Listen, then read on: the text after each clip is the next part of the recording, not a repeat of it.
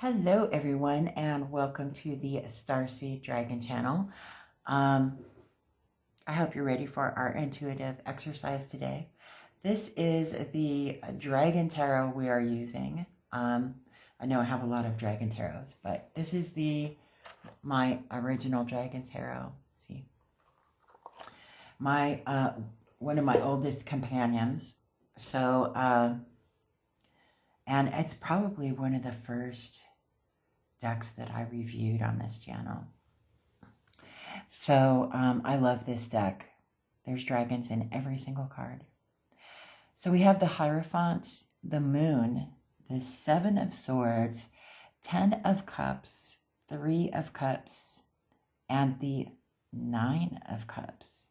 Interesting. So Cups, water energy, water element rather, and it has everything to do with feelings, emotions, intuition. Very dreamy, very fluid, right? The Suit of Swords has everything to do with the mind. And we have the two major arcanas that are major life situations and events in one's life that will not go unacknowledged, right? So the Hierophant, also known as the Pope card, it's about education, authority, tradition, traditional beliefs, the authority to oversee those traditions, beliefs, and the books of knowledge, right? The Moon is a bit of a mystery, right? It's about taking a deeper dive, about following the light within yourself, but also it speaks about, things that may be hidden underneath things and they're waiting to be discovered, and they're there for you to be discovered. You just have to figure out for yourself whether or not you want to walk down that moonlit path to discover them, right? The Seven of Swords.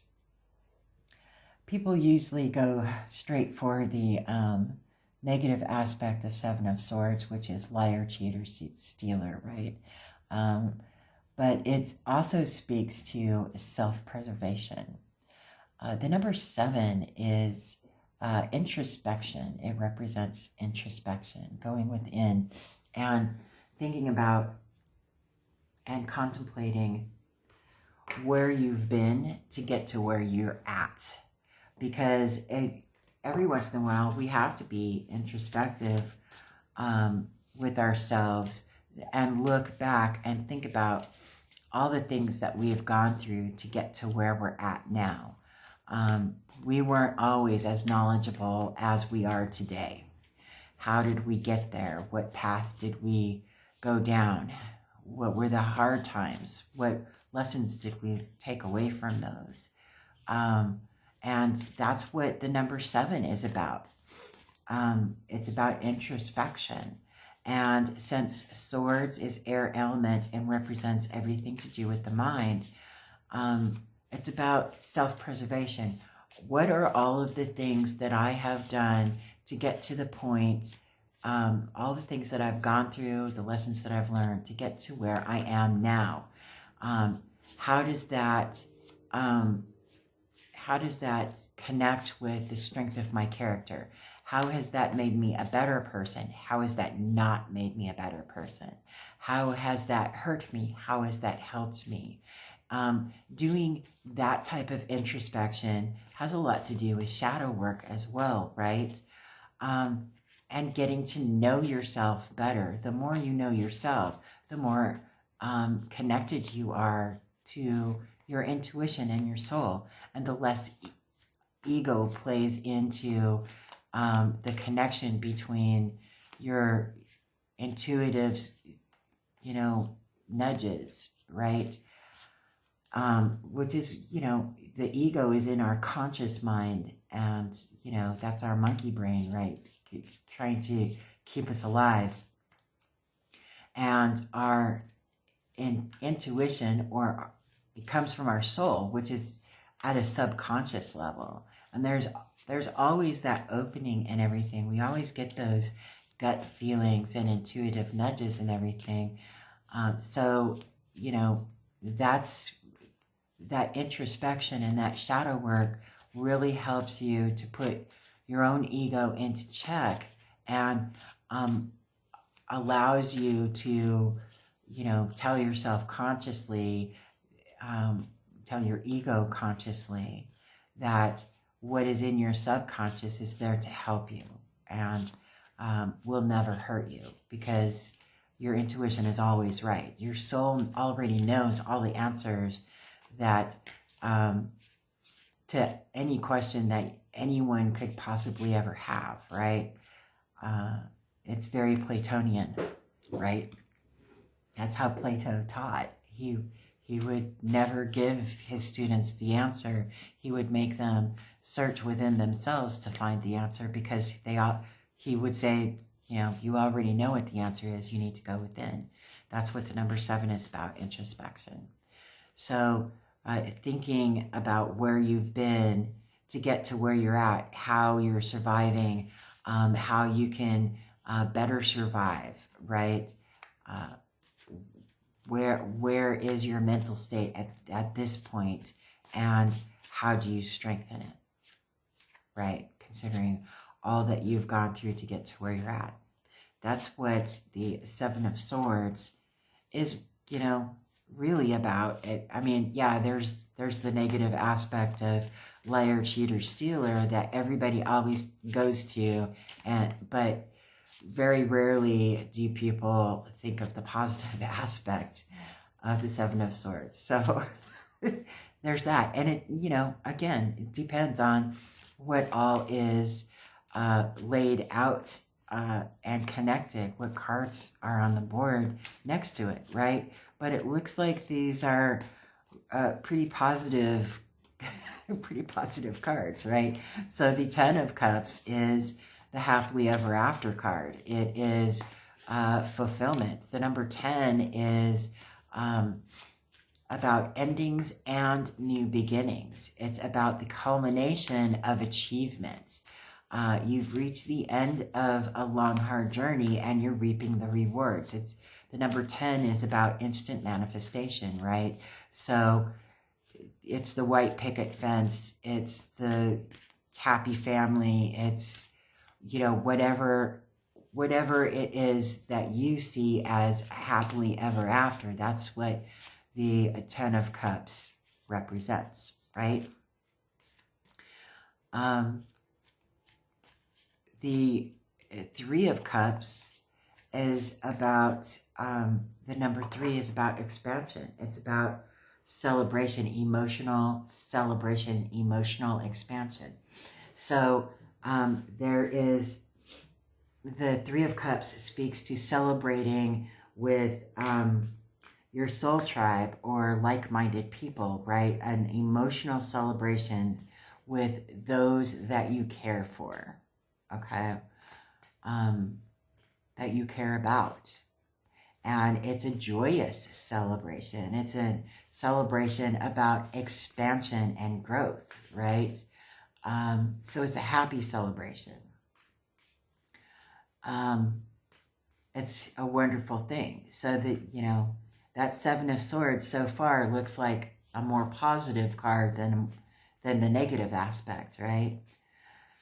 The 9 of Cups speaks to a wish fulfillment. The number 9 is about knowledge and sharing that knowledge, educating others, being a teacher, about teaching about a certain skill set or something that, a set of knowledge that you have mastered as an individual that you are able to teach others about, right? And educate others.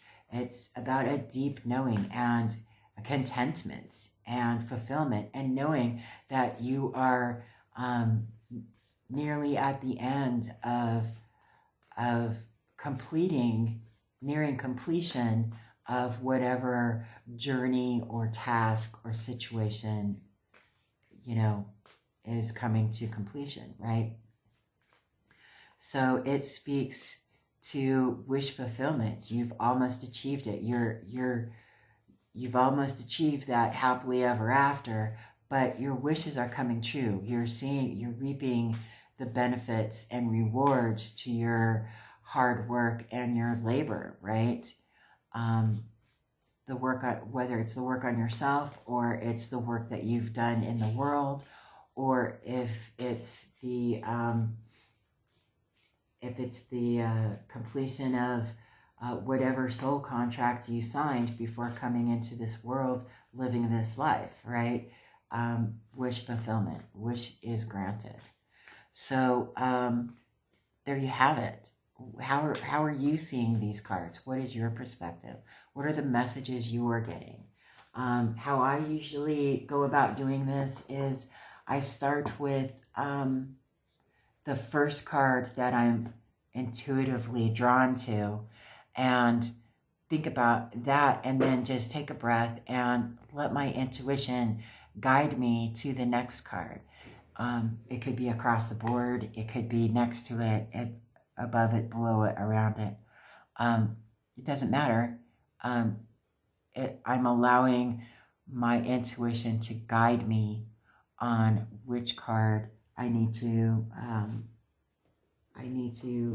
connect with next, right? In order to be able to put the puzzle of this message together.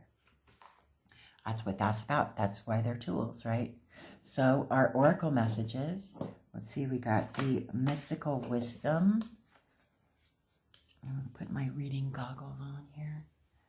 Enlightenment, pursue spiritual growth. Well, howdy doody.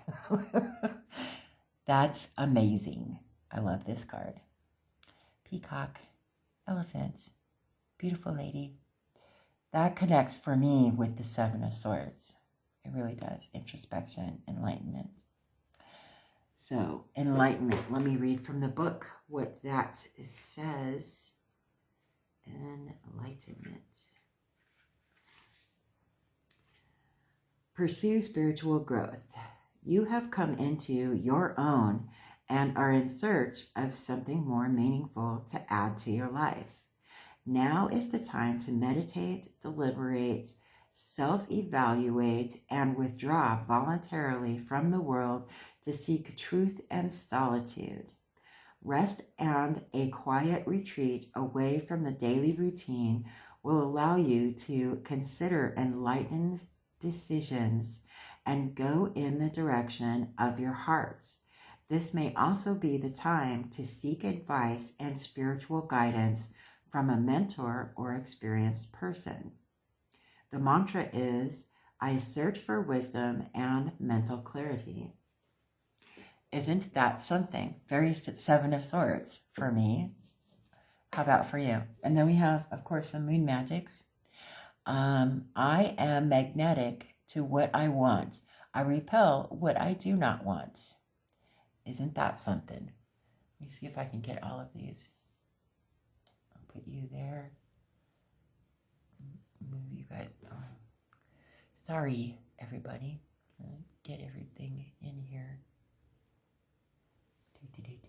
Okay. Let's see what we got. I know my shadow side, and I work to willingly transform aspects of it. Well, Seven of Swords is really popping up strong for me today. What do you think? In a good way, you know? These are all good cards.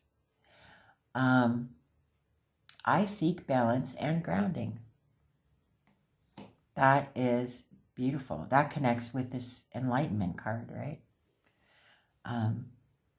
I think it also connects strongly with the Hierophant and the Moon card, seeking balance and grounding, having a deep knowing, in search of taking a deeper dive and being introspective, you know, on where this person has been to get to where they're at, and are they achieving what they want to achieve? Obviously, yes. There's a celebration, happily ever after, wish fulfillment, the whole 9 yards, right? this is great. This was a great exercise. I feel really good right now. I don't know about you, but I'm feeling good. I would like to see what your perspective is. Please put it in the comment section below. I really appreciate seeing all of your comments and your different perspectives. I really appreciate it. It helps me to grow and learn, and hopefully you grow and learn from something on my channel. And I appreciate all of you, and I hope you have a wonderful day, and I will see you on the next video.